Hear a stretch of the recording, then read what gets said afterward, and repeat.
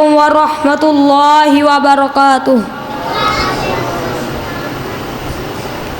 أعوذ بالله من الشيطان الرجيم. بسم الله الرحمن الرحيم. اقرأ باسم ربك الذي خلق خلق الإنسان من علق اقرأ وربك الأكرم الذي علم بالقلم علم الإنسان ما لم يعلم كلا إن الإنسان ليطغى أن رآه استغنى إن إلى ربك الرجعى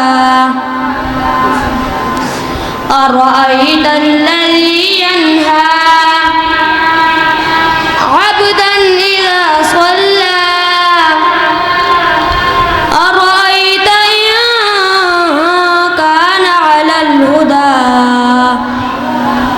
أو أمر بالتقوى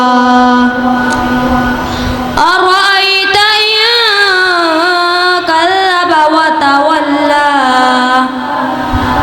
ألم يعلم بأن الله يرى